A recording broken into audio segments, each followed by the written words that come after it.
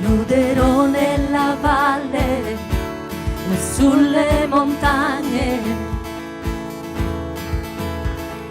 nelle certezze, loderò nei miei dubbi,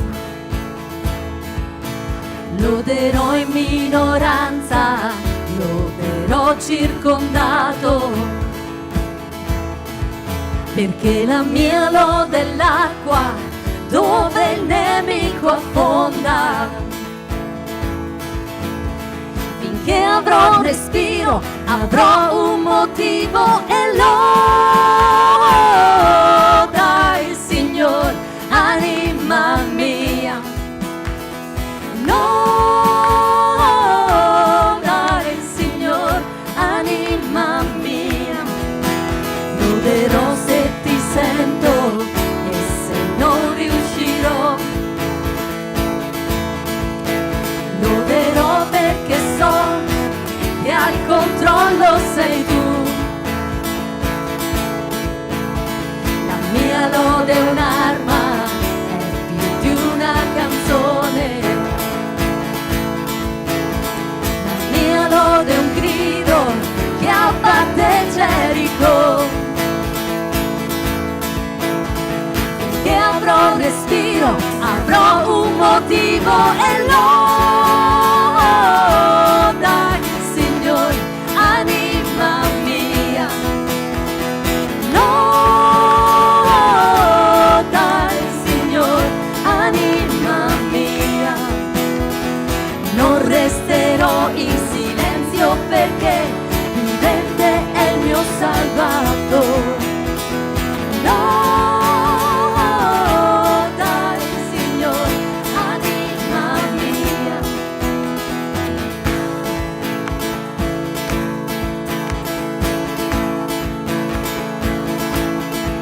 Lodo perché sei sovrano, lodo perché regni, la morte hai sconfitto e vinto per me, perché sei fedele, sei la verità e non c'è nessuno più grande di te. Lodo perché sei sovrano, lodo perché regni, la morte hai sconfitto e vinto per me, perché sei fedele, sei la verità e non c'è nessuno più grande di te. Loda il Signore, anima mia. Loda il Signore, anima mia.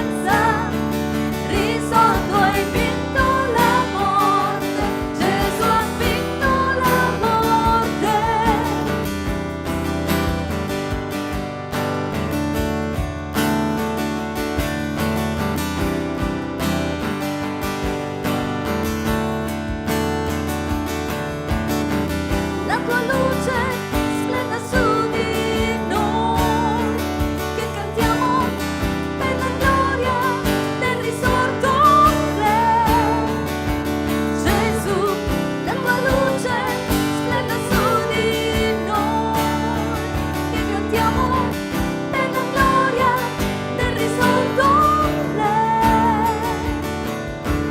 Gesù, muovi le montagne, tu sei il potente che salva, il potente che salva per sempre, autore di salvezza, risorto hai vinto la morte, Gesù ha vinto la morte.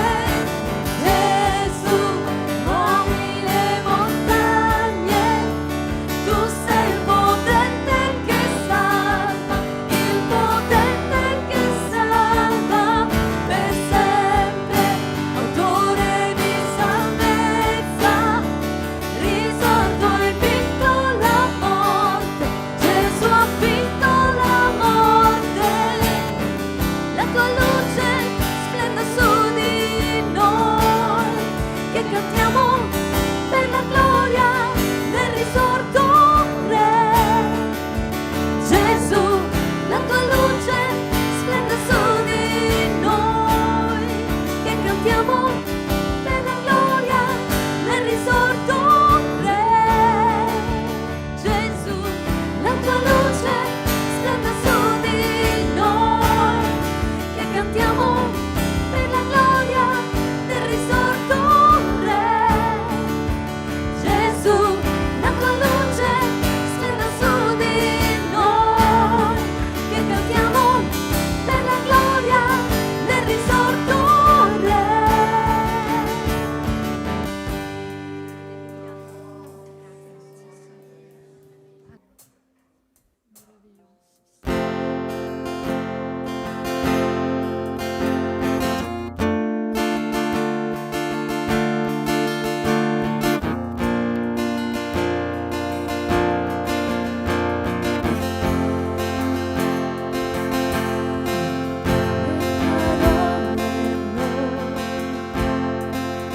Basteranno per esprimerti gratitudine. Questo canto mio certo finirà, mentre tu, mio Dio, una fine avrai.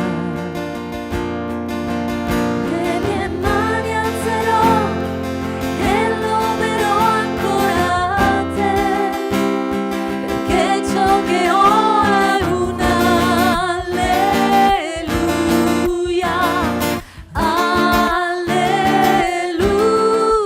Sarà poco ma so che il meglio da offrire a un re è un cuore che canta alleluia,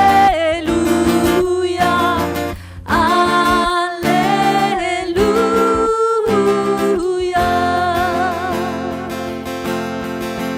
Una cosa so, verso te aprirò le mie braccia per adorarti, oh Dio. Le mie mani alzerò e loderò ancora te, perché ciò che ho è un alleluia, alleluia. Sarà poco ma so che il meglio da offrire a un re è un cuore che canta alleluia,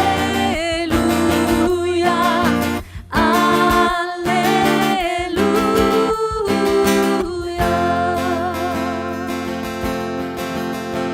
Oh anima mia, non essere timida innanzi al tuo canto, perché dentro di te dimora un leone. Alzati e lodalo. Oh anima mia, non essere timida innanzi al tuo canto, perché dentro di te dimora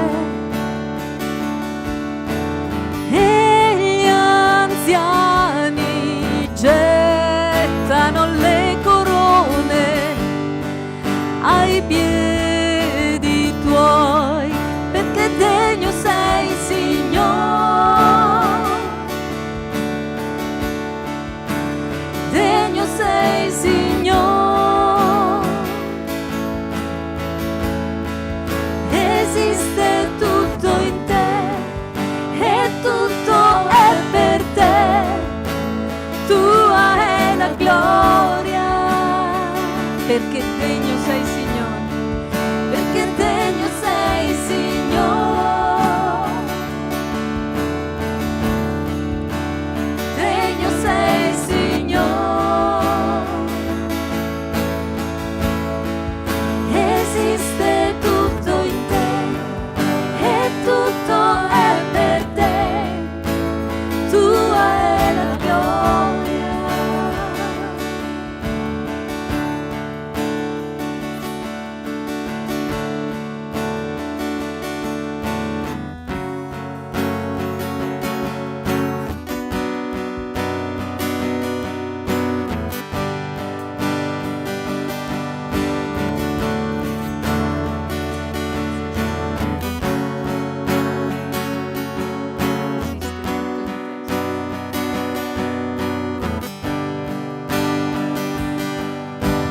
Salirà giorno e notte la lode a te, si offrirà come incenso la lode a te.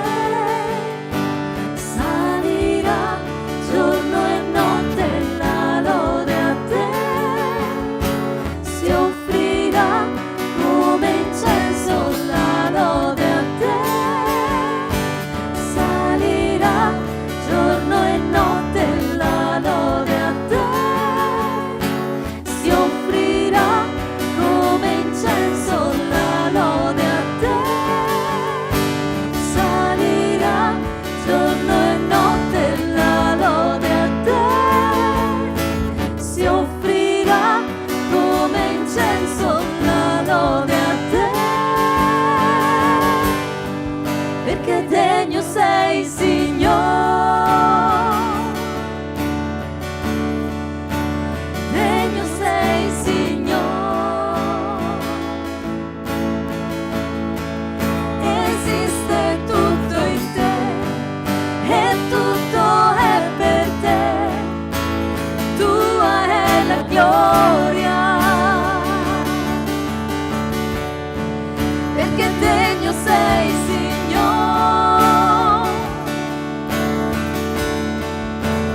degno sei, Signore, esiste tutto in te e tutto è per te, tua è la gloria. Yeah. Gloria a Gesù. A Lui va tutta la gloria, amen. Gloria a Gesù. Fratelli, dobbiamo sentirci privilegiati perché siamo una bella grande famiglia. È vero o no? Amen. Vi sono mancato? No. Non ha detto no, era meglio che stavi un'altra settimana. Se non avessimo il Signore in queste situazioni saremmo rovinati. E invece possiamo guardare al Signore, possiamo vedere al Signore e sapere che Lui sicuramente ha una risposta, perché la Sua parola dice qualcosa di meraviglioso, e poi me ne vado da qui perché non sono io questa mattina che devo parlare, ma dice Egli è colui che non dorme e non sonnecchia. Cioè il Signore non dorme, non sonnecchia, Egli è colui che tiene lo sguardo attivo 24 ore su 24 su di noi. La parola di Dio dice anche: è stato un bene per me aver sofferto, perché io imparassi. Quindi non sappiamo per quale ragione, non sappiamo le cose, però vogliamo essere fiduciosi che Dio ha tutto sotto il suo controllo. Certo, per noi è un po' difficile, no? Ieri abbiamo preso anche un collare a Deborah perché fa fatica anche con il collo, quindi facciamo fatica. Però la realtà è meraviglioso sapere che il Signore è colui che ha tutto sotto controllo. Meraviglioso. E sapete cosa? Lui ha la migliore medicina. È la migliore medicina.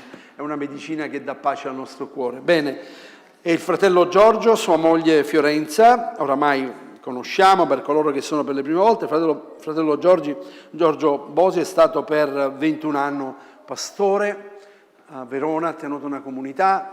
Poi si è stancato, no, il Signore l'ha chiamato, ha visto un bisogno nella Chiesa che è un bisogno meraviglioso, che soltanto chi ha un cuore da padre possa comprendere questo, di essere di sostegno alle coppie che sono in difficoltà.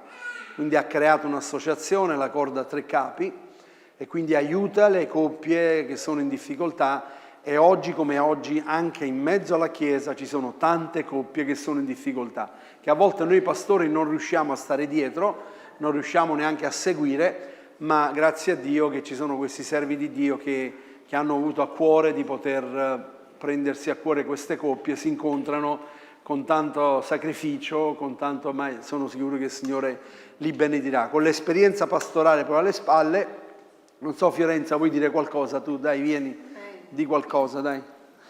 Alleluia. Sono amici, oltre a essere sono amici veri. Sì, noi con il fratello Gianni e la sorella Lisa ci siamo visti 15 giorni fa.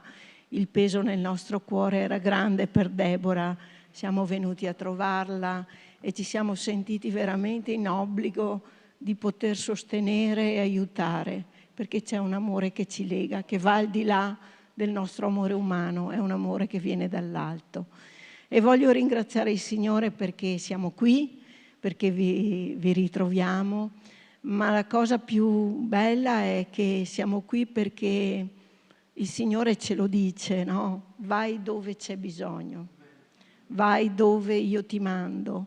Per cui vogliamo veramente sostenervi, lo stiamo già facendo in preghiera da diverso tempo, ma vogliamo anche sostenere il fratello Gianni e la sorella Lisa, ovvio anche la Katia, perché in parte abbiamo vissuto anche noi una sofferenza pesante e nel nostro pensiero umano dici, Signore, ma come mai? Perché?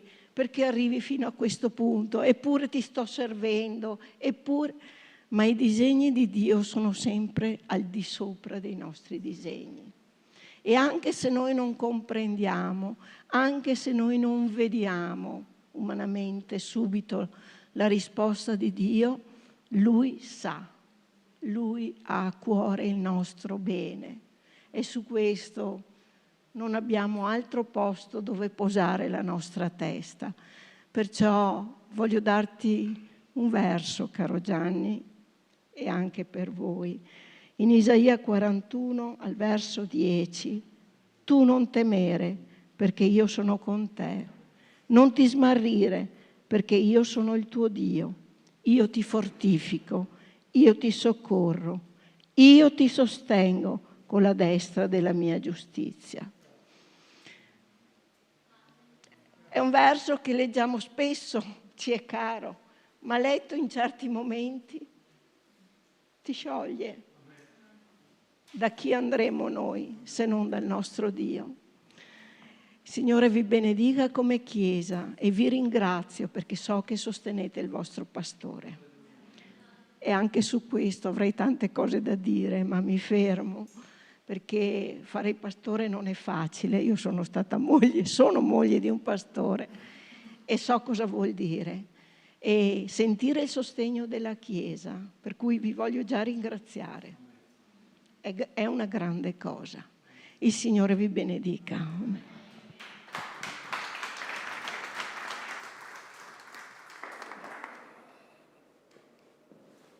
Eccoci qua. Allora, è la giornata, diciamo, le giornate per, che ne so io, nel mondo, no? La giornata per i giovani, la giornata per i vecchi. Oggi è la giornata della Chiesa di Manostica, facciamo così. Si sente parlare bene di voi, quindi di nuovo poi basta, poi non ne parliamo più di voi, però è così. Se fosse possibile, intanto vi saluto tutti quando l'amore del Signore, non sarà prima né l'ultima volta che ci vediamo magari di frequente. Regia, potresti proiettare Isaia 50:10, grazie. È un verso che ricorro od offro a tutte quelle persone credenti, in particolar modo, che si trovano come voi, compreso il vostro pastore, noi, scusate, ci troviamo in questa difficoltà o in questa situazione ben descritta dal 50:10. Intanto finché lo trovano, segnatevelo, perché potrebbe essere un verso di grande aiuto anche per quando nel vostro percorso trovate situazioni di fratelli, di sorelle o comunque di vita dove c'è un tunnel. Amen? Chi di voi teme il Signore, ascolta la sua voce, del suo servo, sebbene cammini nelle tenebre privo di luce, confidi nel nome del Signore e si appoggi al suo Dio. Cammini nelle tenebre nel senso che aspettiamo con fiducia, abbiamo pregato per questo, delle risposte positive per la nostra sorella Deborah, per tutta la famiglia del pastore. Quindi anche in queste situazioni qua mi piace molto, confidi nel Signore e si appoggi sul suo Dio, perché giustamente, come diceva il pastore, dove andremo noi soltanto. Amen? Bene, dopo che abbiamo tutti dato una bella sviolinata alla chiesa di Manostica, siete pronti per il nostro viaggio? Ci piace sempre iniziare la meditazione della sua parola come un viaggio, almeno a me piace, spero anche a voi. Preparate le vostre Bibbie, cartacee sarebbe meglio, ma ormai si sono tutti convertiti al pezzo di vetro, non importa, e segnati alcuni appunti di questi passaggi perché tratteremo qualche cosa che mi sta a cuore, ma credo che coinvolga tutti quanti noi, da quando ci siamo battezzati in acqua finché il Signore ci chiamerà. Il primo verso, tanto perché possa essere, se regia ce la fai a partire con il Salmo 119 e 105, molto conosciuto: la tua parola è una lampada al mio piede e una luce sul mio sentiero. E su questo aspetto qua che noi viviamo, gioiamo, impariamo dalla sua parola. Il passaggio precedente che ha citato penso il pastore, ma che è tanto caro anche a mia moglie, perché le sofferenze ci portano ad imparare, amen? Non soltanto questo, ma soprattutto perché la sua parola ci sostiene in numerose promesse, in numerose certezze, e tutto questo ci dà la possibilità di stare in piedi, ma non soltanto. Ed ecco che qui entriamo nel titolo di questa meditazione di oggi, che si chiama davvero qualche cosa di profondo. Intimità. La parola chiave di questa mattina per noi è intimità. Quale significato possiamo dare all'intimità? Una volta che avete sentito questo soggetto, ognuno va a ricorrere a qualcosa di particolare nella sua mente, nel suo vissuto, nel suo vocabolario. Intimità significa interiorità e profondità e rappresenta la possibilità di sentirsi al sicuro e a proprio agio all'interno di una relazione. Se questa è presente, allora c'è anche la condivisione dei propri sentimenti, dei propri pensieri, delle proprie emozioni. Ed è bello che anche in questo contesto domenicale la Chiesa possa sentire e palpare con mano, con il cuore, con la mano, l'intimità che ci lega in questi momenti per tutti coloro i quali sono ancora nati di nuovo, e dove anche l'aspetto domenicale si possa creare intimità. Ci sentiamo fratelli e sorelle, ma nel vero senso della parola, dove possiamo veramente creare una relazione di carattere ecclesiale, ma non solo. Per la coppia, piccola, qualche coppia c'è, no? Piccolo pensiero, poi non rientro nell'alveo del ministero della parola. Potrebbe significare qualcosa di importante: mettersi nella pelle dell'altro senza smarrire il senso della propria identità.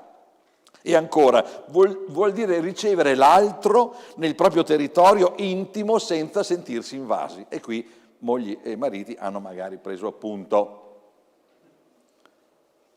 E così, cari fratelli e sorelle, dovrebbe essere con il nostro Signore. Partiamo, vero? Partiamo con una massima che noi diciamo sempre nei nostri seminari, ma soprattutto nelle consulenze di coppia: senza comunicazione non c'è relazione, senza comunicazione non c'è relazione. Ed oggi ancora una volta faremo focus sulle relazioni, in particolar modo, avete già capito, sulla relazione che ognuno di noi ha con il suo Dio. Amen? È una dichiarazione questa, senza comunicazione non c'è relazione, che coinvolge tutti i nostri rapporti con Dio, congiugali e amicali. È difficile stare muti ed esprimersi in un ambito delle intimità, è difficile perché il Signore, gloria a Dio, ci ha creati esseri sociali. Amen? E questa partenza ci ha aperto un mondo. in grado di comunicare sentimenti, emozioni, amore, amicizia. Alle volte i mariti non sono capaci, anche no. Ma lui non parla mai. Inutile trincerarsi accusando il nostro carattere riservato, sono fatto così, e tua moglie aspetta di poter comunicare con te, ma sei quello che non parla mai, sei quello che non comunica. Non ho voglia di impegnarmi nella comunicazione, certo, o in una relazione dove devo investire qualcosa che mi costa, certo.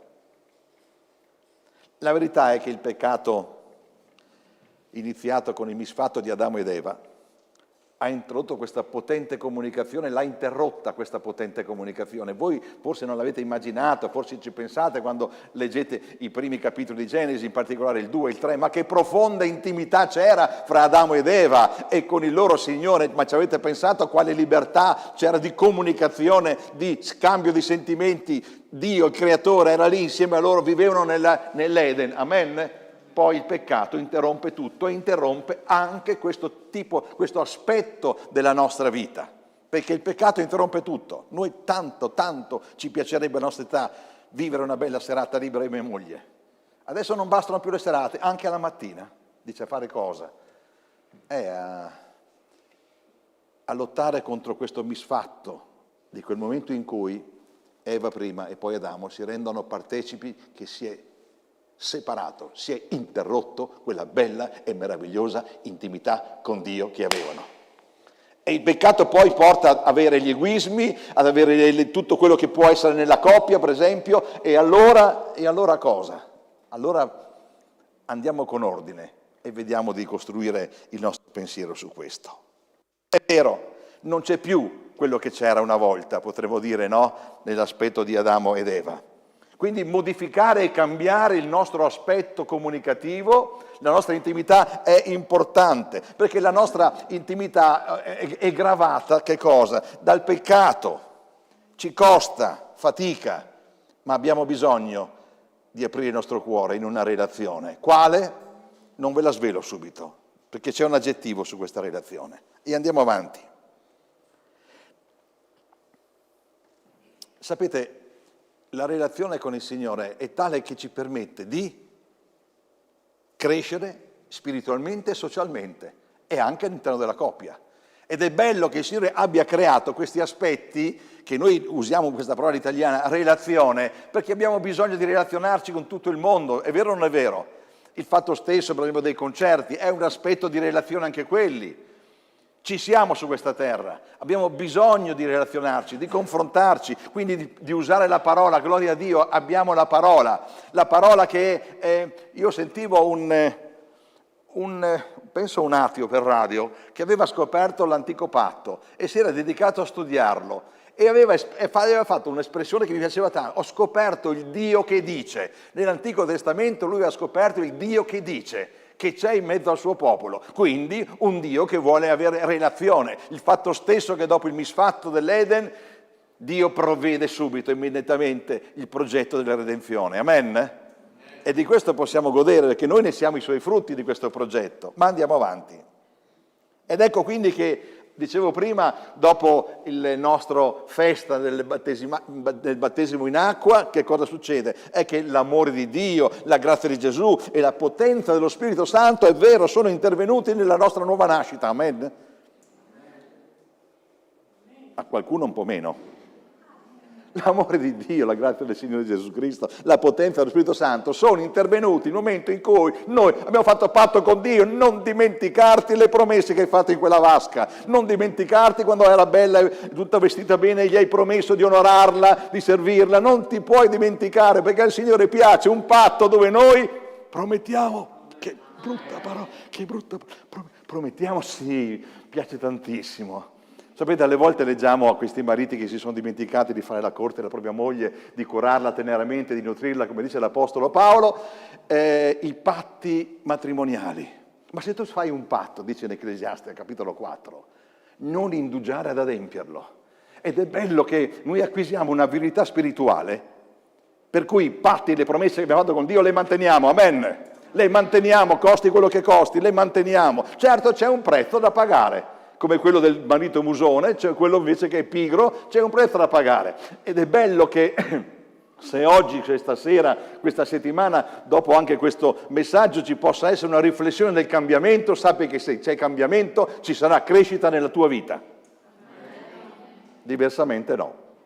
Restiamo nella strada di comfort, ma non ci sarà crescita. Ma io penso che tutti quanti noi abbracciamo certi passaggi, poi li vedremo ancora, dove l'Apostolo Paolo, pur fondando tante chiese e amando quelle chiese, dava sempre un input importante: voglio che voi progredite, che cresciate. Ed ecco la bellezza di una vita insieme con il Signore. Passano gli anni, ma noi cresciamo perché abbiamo una buona relazione con il Signore. Amen. Abbiamo lasciato spazio, mi auguro tutti quanti noi, dopo il nostro battesimo, allo Spirito Santo affinché cominciasse, da nati di nuovo, a modellare la nostra vita. Ti senti modellare? Io uso una parola un po' forte. Ti sei fatto mettere le mani addosso da Dio? Eravamo un po' grezzi, no? Eravamo un po' così, nati di nuovo, meravigliosi. Ma poi c'era il vasaio, mi piace, che ti mette le mani addosso e comincia, Giorgio, sei ancora duro, si spacca la creta, la riprende, la rimette sul desco e comincia a plasmarci. In effetti poi c'è scritto così in Filippesi 1,6: ho questa fiducia che colui che ha cominciato in voi un'opera buona la condurrà a compimento fino al giorno di Gesù Cristo. Siamo orgogliosi di leggere questo verso, ce lo teniamo coccolato nel nostro cuore perché è bello, perché è ciò che vuole fare il Signore. È il progetto, prendimi e fai quello che vuoi nei momenti più alti della nostra vita. Però noi possiamo fare la nostra parte, non soltanto quello che abbiamo letto in Filippesi 1,6, partendo proprio dal concetto di comunicazione con Dio. Possiamo fare la nostra parte, al di là di quello che vi ho letto in questo passaggio di Filippesi, possiamo fare la nostra parte come? Curando il concetto di comunicazione con Dio, che si traduce in due parole, a me molto cara. Ho fatto addirittura una dispensa su queste due parole, però credo che, e poi mi spiegherò meglio, si chiama culto personale. Sapete, è lo Spirito Santo che ci deve rendere meno alfabeti nella comunicazione. Pastori e credenti dovrebbero fare tutti il corso sulla comunicazione perché non sappiamo comunicare, siamo maldestri, inciampiamo, magari offendiamo qualcuno nella comunicazione ed è importante che lo Spirito Santo ci ammaestri sotto questo aspetto. E spesso i social non ci aiutano, perché il pezzo di vetro o il dito che scorre non ci aiuta a comunicare. Sapete, durante il mio ministero pubblico, anzi, più che il mio, inizialmente quello che è il più grande esempio nella mia vita, nella nostra vita, è Gesù quando ha cercato in tutti i modi di mantenere non solo un contatto, ma creare una relazione con coloro i quali erano i suoi discepoli, quello che l'ascoltavano. Giovanni 15,15 dice a un certo punto: io non vi chiamo più servi, perché il servo non sa quello che fa il suo Signore, ma vi ho chiamati amici. E torniamo alla relazione amicale, quanto è bella, per chi ce l'ha, Dio vi benedica. Perché vi ho fatto conoscere tutte le cose che ho udito dal Padre mio. Più comprendiamo il valore della comunicazione con Dio, più potremo crescere nella santificazione, nella profondità della sua parola, che ci porterà a fare scelte sagge e ponderate. Vi piace fare delle scelte sagge e ponderate? Avete fatto qualche feedback della vostra vita passata con il Signore e vi siete goduti quando il Signore vi ha fatto scegliere cose particolari della vostra vita terrena o anche spirituale, sagge e ponderate, non prese dai sentimenti, dalle emozioni, ma sagge e ponderate. Godetevi ciò che il Signore vi dà quando c'è da scegliere in maniera saggia e ponderata. Amen. Nella terra nostra, nella nostra vita terrena, quante ne avrai fatte tu capofamiglia, quante ne avrai fatte tu caro single, di scelte sagge e ponderate, forse magari al contrario, prese dalle emozioni. Ecco, non farti prendere le emozioni, ma prendi del fatto che la relazione con Dio ti porta a conoscere in profondità il suo pensiero, che non è più il mio, è il tuo, alleluia! Sapete, in questo aspetto così bello della relazione profonda con Dio, dove scopriamo che ci possono e ci debbono essere scelte sagge e ponderate, perché approfondiamo, scaviamo dentro nella parola, c'è qualche cosa che ci coinvolge. Il Salmo 128, dal verso 1 ve lo leggo io: beato chiunque teme il Signore e cammina nelle sue vie. Allora scusate se io dico solo allora, il solo è mio, solo allora mangerai della fatica delle tue mani, sarai felice e prospererai, scusate se è poco, non nella prosperità materiale, anche se il Signore non ci fa mancare niente, ma nella mia relazione, nella mia profondità col Signore, sarò felice e prospererò, che va al di là di qualsiasi momento particolare della nostra vita. Però la relazione ci fa prosperare con Lui e di questo dobbiamo godere. Una relazione intima, amen? Ecco, conclude il Salmo 128, così sarà benedetto l'uomo che teme il Signore. E vi risparmio quello che c'è in mezzo perché andate a vederlo, sorpresa, io vi do sempre i compiti e fateli a casa lunedì. Il 128 ve lo godete tutti, mariti in testa perché il 128 è dedicato ai mariti. Mogli, fatevi il Proverbio 31, va bene? Facciamo un pandan. Però il 128 è dedicato ai mariti, godetevelo, meditatelo e condividetelo con vostra moglie, amen? Alleluia. Sapete, una relazione che riguarda il nostro Signore e che abbraccia il concetto di intimità, non può essere né arida, né scontata, né meccanica. E siccome voi sapete, mi conoscete abbastanza bene, devo dire un'altra volta, la relazione col Signore non è casetta-chiesetta, c'è ben altro. E adesso lo scopriamo. Perché la nostra relazione col Signore è unica, è preziosa, è costata il sangue di Gesù Cristo, amen. Lui l'unico intercessore, l'unico mediatore, è Lui che ci ha aperto le porte ad una relazione profonda, amen. E questa relazione ci permette di stare in piedi, lo vedremo ancora in senso pratico poco più avanti, ci permette di stare in piedi, di progredire per rendere certa la nostra salvezza, amen. Ebreo 12,14 dice così, impegnatevi a cercare la pace con tutti e la santificazione, senza la quale nessuno vedrà il Signore.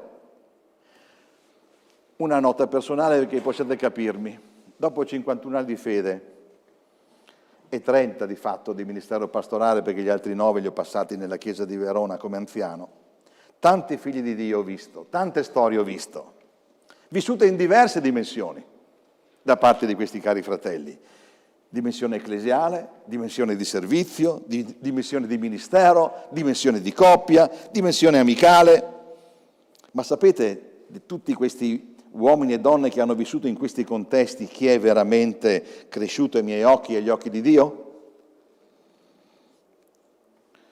Coloro che non si sono accontentati di una dimensione, quella ecclesiale, quella amicale, quella ministeriale, non si sono accontentati, ma hanno coltivato, ed ecco qui la bomba che dovrebbe essere entrare nei nostri cuori davvero, ma hanno coltivato una personale, costante vita di relazione d'amore con Dio. Lì ci ho pensato nel tempo, no, non è una relazione con Dio, perché non è la relazione con mia moglie che è preziosa, col mio amico, col mio fratello, no, è una relazione d'amore con Dio. E allora cambia tutto, sapete? Io parlo per gli innamorati, spero che tutti i mariti e le mogli siano innamorati e i single siano innamorati, se no prega il Signore che ti innamori della donna giusta, dell'uomo giusto, chiudo. Però è una relazione d'amore. E cercheremo di capire meglio, perché ho aggiunto relazione con Dio, una relazione d'amore con Dio. E adesso lo scopriamo, vediamo la parola cosa dice, perché è importante, ci stimola ad affrontare il culto personale nostro in un'altra dimensione, con altre convinzioni. Mi seguite? Amen.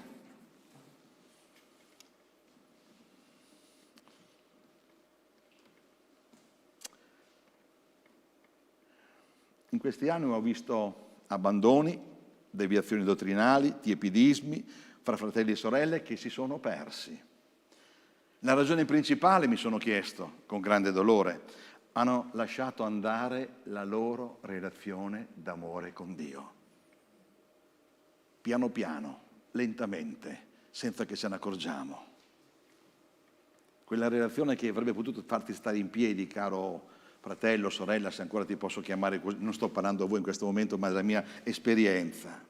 Ma in tutte queste tristezze che mi sono procurato da pastore, come tutti quanti i pastori, voi non le potete capire, ma noi sì, delusioni che ci hanno arrecato, ho visto sempre il nemico della nostra anima, della loro anima, che ha voluto portarli al tiepidismo. Bravo, tiepidismo. Alla poca costanza nel frequentare il Signore, al raffreddamento progressivo della relazione con chi? Con il Signore. In breve, allontanamento della fede. Qualche settimana fa arriva l'ennesima consulenza, mio marito si è svegliato e mi ha detto non ti amo più. Sì. A chi lo vuoi dire queste cose? Ti svegli, guardi tua moglie e gli dici non ti amo più, ma da quanto tempo non hai curato la relazione con lei? Non bleffare, non gli ho mica detto che sono bravo, io a Fiorenza un po' meno, ma, perché si arrabbia alle volte, ma quando si arrabbia la Fiorenza unisce sempre le coppie, non le divide, no? Ma da quanto tempo non hai curato una relazione d'amore con tua moglie che ti permette di dire queste parole? Non accade in un giorno, ma piano piano, sai, progressivamente. La stessa cosa accade con il nostro Signore. Non viviamo non viviamo la nostra relazione d'amore con il Signore e ad un certo punto non abbiamo il coraggio di dirlo, ma potremo dire Signore non ti amo più. Perché le cose secolari, le cose di questo mondo, le prove, il nostro tiepidismo. Il nemico è bravo, ma però c'è un antidoto. Volete questo antidoto? Vi faccio aspettare un po' ancora? No. Alleluia. È per tenere viva qui sulla sedia, no? Dicono sempre che le cose più belle da parte vostra è quando siete sulla punta della sedia e aspettate che il predicatore arrivi avanti, no? Non vi rilassate sullo schienale. Questa è soltanto una piccola nota mia. Ma sapete, nel dolore di vedere queste persone, questi fratelli e quelle sorelle, ho indagato, ho cercato di trovare una risposta del perché questi allontanamenti, questi raffreddamenti e tutto quanto il resto. Risposta di tante vite sprecate e per noi pastori è un dolore incredibile, pur avendo fatto la nostra parte. Perché? La risposta era che cosa? Mancata e costanza nel proprio culto personale. E lì ci si gioca la vita, sapete? Ecclesiale, ministeriale, pastorale, amicale, tutto bello, ma lì ci giochiamo la nostra vita spirituale.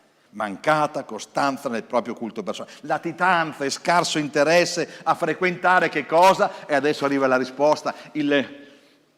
Allora, in maniera aziendale tutti quanti potrebbero dire il segreto del successo dell'anno prossimo, del fatturato, tutti quanti noi ci propongono il segreto del successo. Beh, il segreto del successo sta in un passaggio così bello.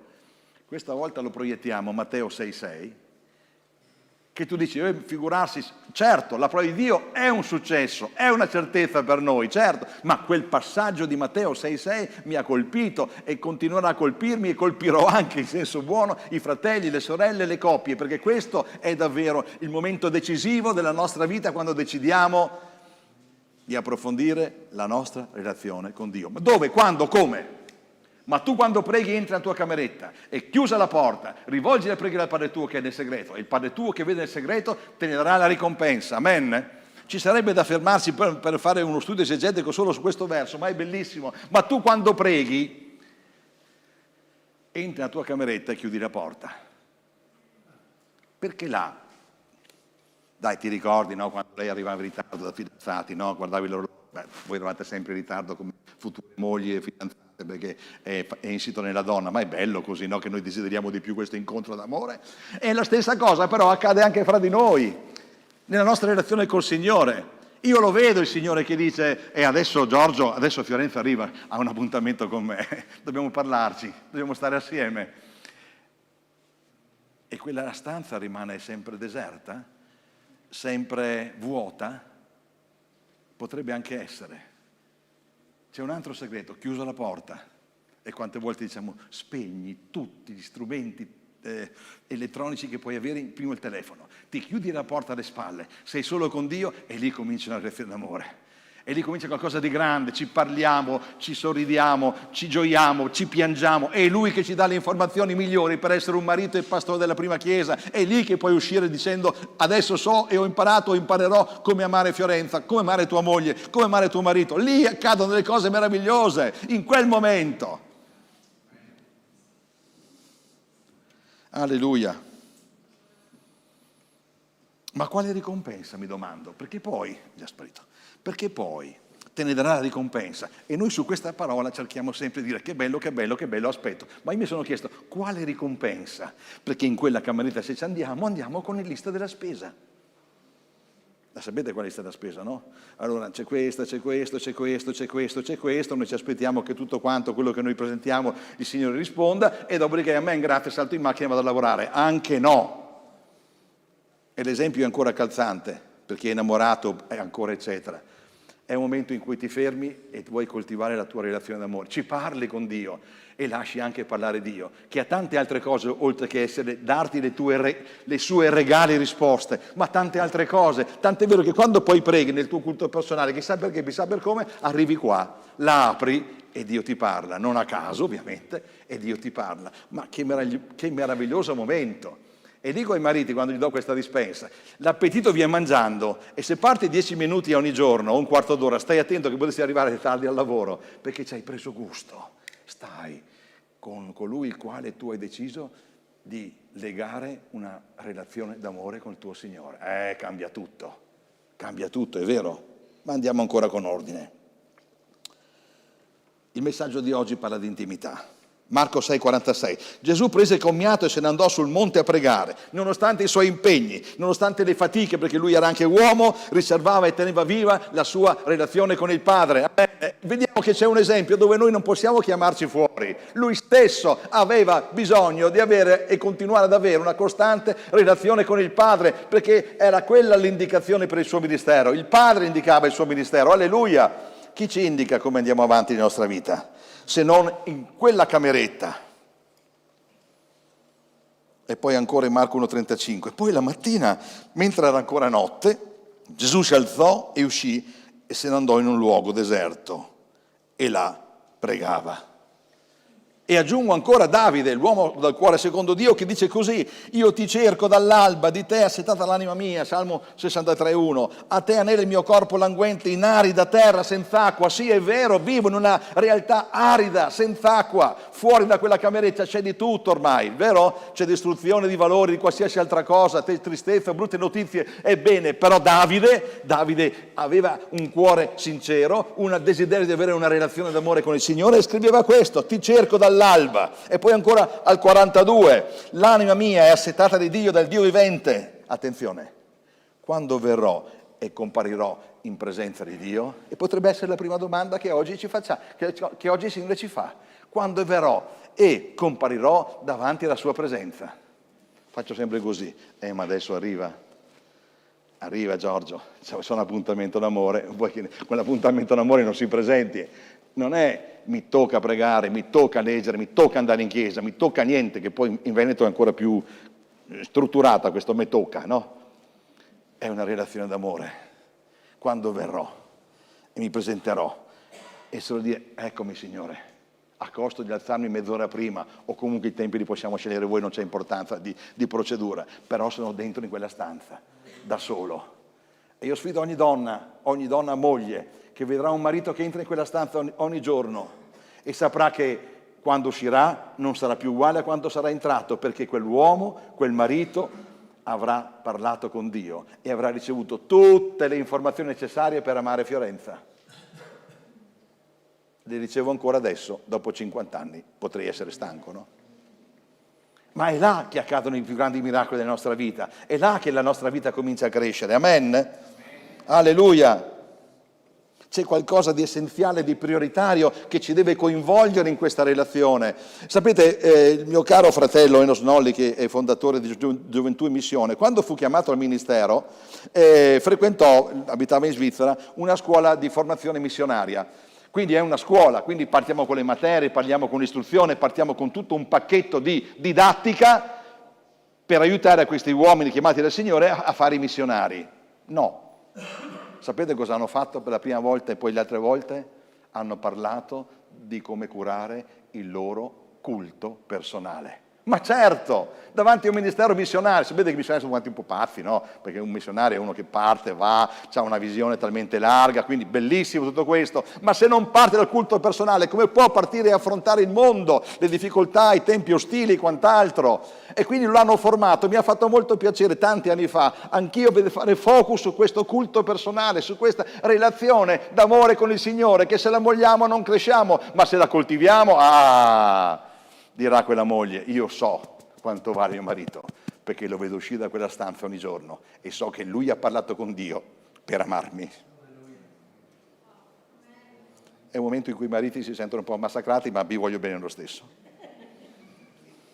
Almeno mi dicono così.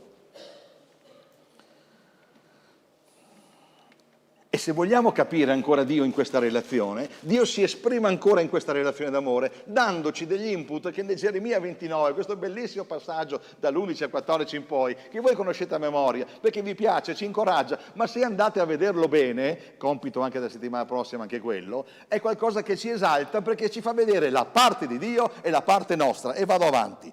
Infatti io so i pensieri che metto per voi, dice il Signore, pensieri di pace e non di male, per darvi un avvenire e una speranza. Appunto, ci teniamo questo, ce lo stampiamo davanti e noi viviamo meravigliosamente, perché questo è il pensiero di Dio, amen? È il pensiero di Dio.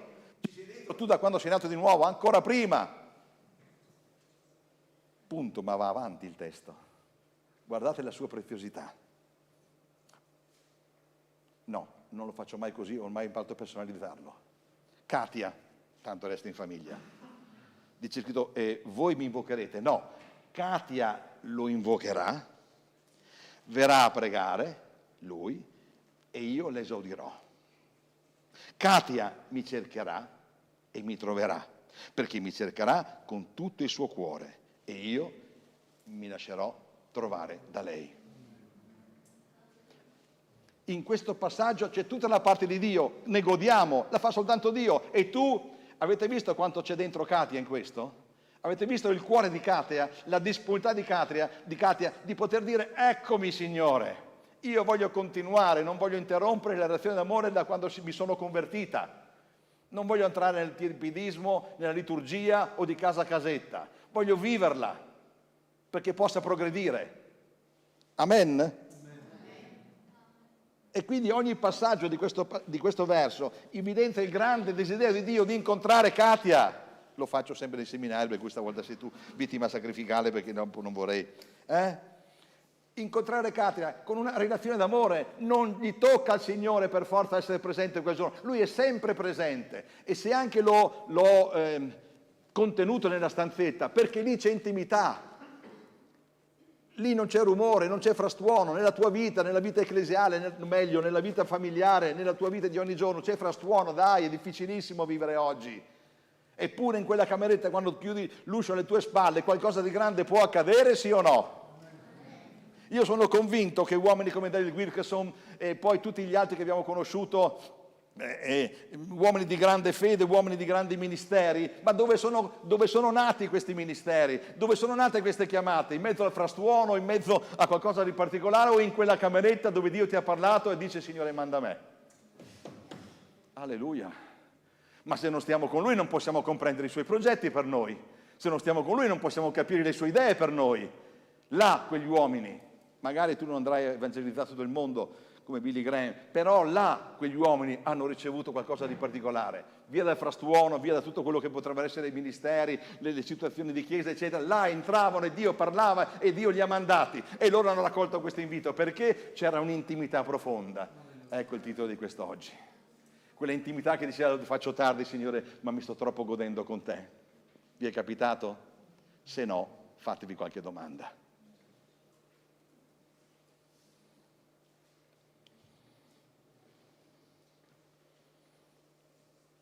Sapete, la dimensione spirituale di ognuno di noi, la sua forza di combattere, di diventare un suo discepolo.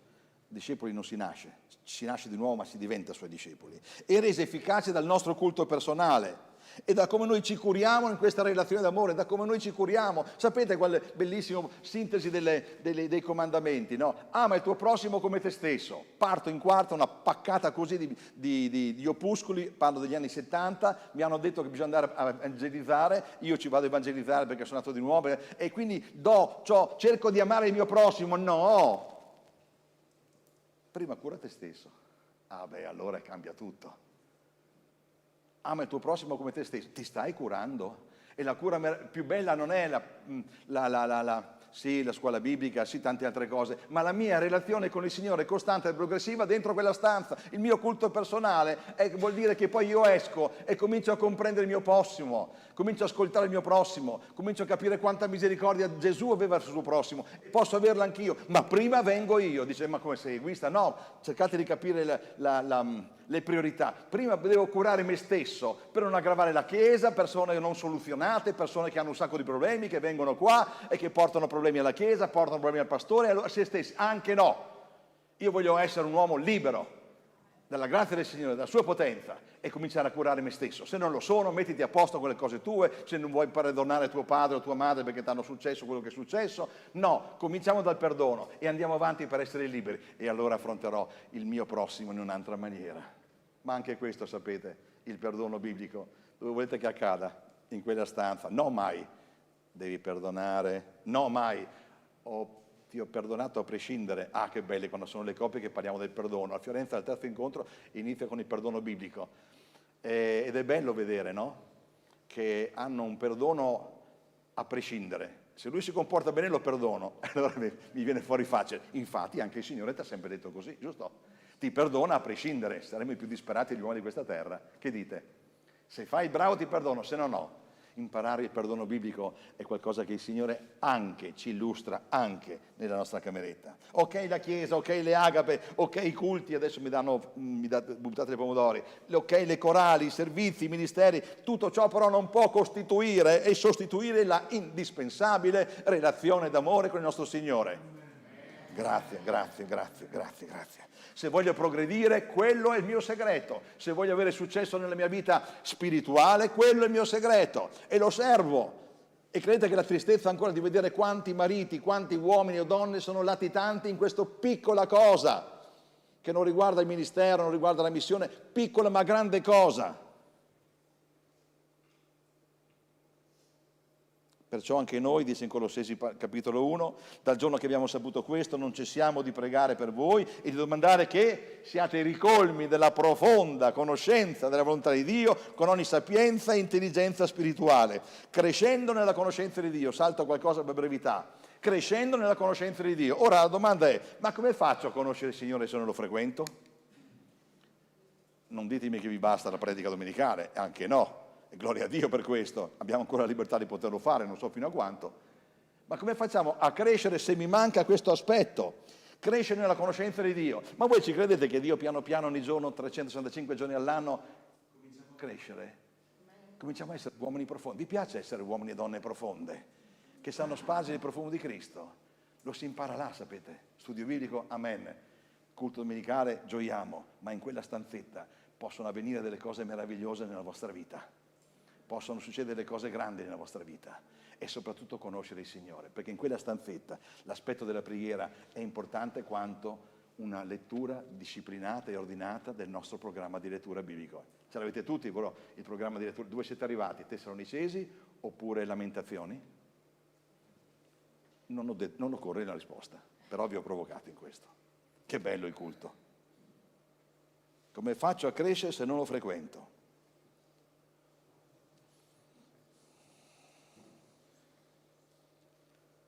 Sapete, il troppo frastuono ci impedisce di frequentare quella cameretta, ci impedisce di coltivare una relazione d'amore con il Signore, perché il nemico della nostra anima è lì che lavora, sapete? Ma noi veniamo in chiesa, abbiamo il pastore, ci abbiamo fra di noi, ci siamo abbracciati fino adesso, no? Godiamo di momenti celebrativi che il Signore vuole che noi le godiamo, ma c'è il momento in cui dice: tu sei mio figlio, ho bisogno di avere una relazione d'amore con te. È bello che sia così? No, è formativo che sia così. Amen?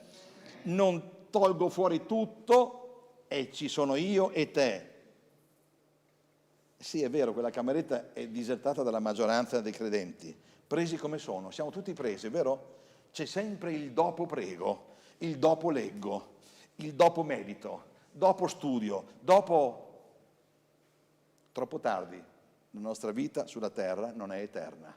Oh sì, certo, non voglio rendervi colpevoli che non andate con il Signore, non andiamo con il Signore, ma ci andiamo da personaggi poveri, aridi.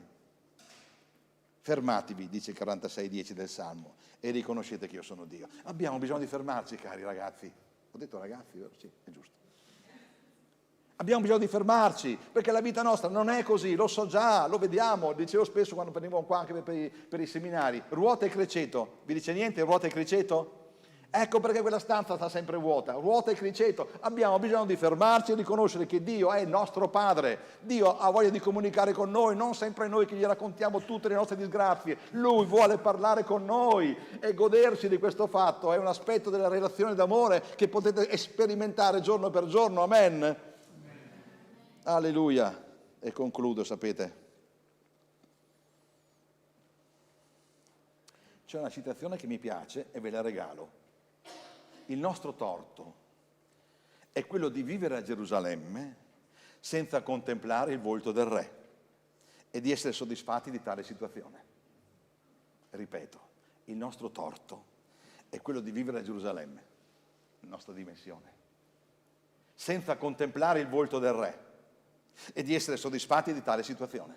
No, forse quest'oggi potremmo anche dirgli nella nostra intimità, del nostro colloquio, non sono per niente soddisfatto della mia relazione d'amore con il Signore. E si può sempre ricominciare, perché là Lui è sempre puntuale ad aspettare che noi apriamo quella porta. Quell'appuntamento d'amore, cari fratelli e sorelle, non è facoltativo, ma è di una grande preziosità. Non è difficile.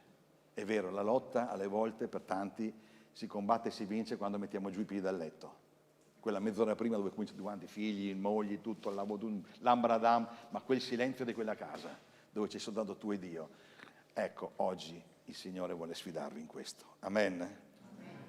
È la mia fedeltà al culto personale che testimonia di quale amore offro come figlio al Padre. Ve lo ricordate quante cose avevate offerto a vostra moglie quando eravate fidanzati? Mamma mia, gli compro questo, gli piace quest'altro. Vi stavate impegnando. Perché non possiamo impegnarci a coltivare questo aspetto così importante e offrire, Signore, sono tuo figlio e offro anche il mio tempo. Pensati, Signore, un quarto d'ora ogni mattina, mezz'ora ogni mattina oppure la sera, ma ve la offro perché tu sai impreziosirmi in questo momento. Sono soltanto io e te. Alleluia. Ci lasciamo senza un appello, cari del Signore, ma una domanda che richiede una risposta, questa sì. A che punto ti trovi tu con la tua relazione d'amore con il Signore? Nella tua intimità, visto che oggi il titolo era proprio questo, nella tua intimità con Lui. Possiamo riflettere per il nostro lunedì. Domani è festa, ma non importa. Abbiamo sempre lunedì come credenti. Dai, la domenica gioiamo, la domenica ci ricolmiamo, ma il lunedì è tutto tuo. E potremmo prendere qualcuno di voi un impegno di non lasciare quella cameretta deserta lunedì, e poi anche martedì, e poi anche a dicembre, e poi anche a gennaio, e poi avanti di questo passo. Tornerete a testimoniare voi stessi in chiesa che questa proposta che vi faccio, non io ma il Signore, è formativa. Si tratta di cambiare atteggiamento, si tratta di cambiare orari. Bene, il cambiamento offre sempre una grande crescita. Vi lascio. Adoperatevi al compimento della vostra salvezza con timore e tremore. Infatti è Dio che produce in voi il volere e l'agire secondo il suo disegno benevolo. E Dio possa benedirvi con questo passaggio, incoraggiarvi a dire: Signore, voglio riprendere o incentivare la mia relazione d'amore con te. Dio vi benedica. A presto. Grazie.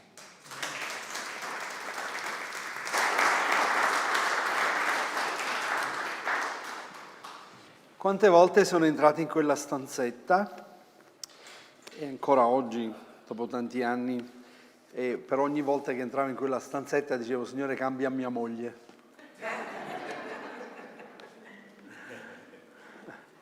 Puntualmente uscivo da quella stanzetta che ero cambiato io, perché il Signore, quando entriamo, poi ci fa la risonanza magnetica, quindi ci fa vedere. Però è stato molto interessante, molto bello il culto di questa mattina. Sapete perché? Perché non solo ci ha parlato di una relazione con Dio, ma anche una relazione all'interno delle case. La Chiesa prima è in casa nostra. Se non cambiamo nelle nostre case, hai voglia, è proprio lì dove la presenza di Dio vuole essere così tangibile, che le persone che abitano vicino a noi possono dire: quella casa è una casa benedetta, quella casa è una casa dove io, se ho bisogno, posso trovare qualcuno che mi ascolta, dove non sentono urli e strilli. E poi diciamo: andiamo in chiesa. E i figli poi che ascoltano tutte queste cose, no? Che ci sono, e invece intimità. Dio ci ha parlato di un'intimità con Lui. Ed è vero quello che il pastore Giorgio diceva questa mattina, io al 100% sono d'accordo con lui. Quando noi vediamo che pian piano iniziano a scemare le relazioni all'interno della Chiesa tra fratelli, è perché manca una relazione con Dio. perché non ci mettiamo mai in discussione, mai in prima persona, ci mettiamo ma guardiamo sempre i difetti nelle vite degli altri, ma non guardiamo mai i difetti che sono nella nostra vita. Ma quando entriamo in quella cameretta, e allora lì ci viene fatta la scansione e lì vediamo quanto ancora abbiamo bisogno del Signore. Amen? Quindi non voglio aggiungere altro, vogliamo alzarci in piedi, vogliamo concludere in preghiera. Signore, ti ringraziamo per la tua preziosa parola. Signore, vogliamo tornare a casa ancora riflettendo su questo messaggio che tu hai voluto dare ad ognuno di noi. Grazie per il pastore Giorgio, Signore, per sua moglie Fiorenza. Continui a usarli a benedire per la tua gloria, Signore.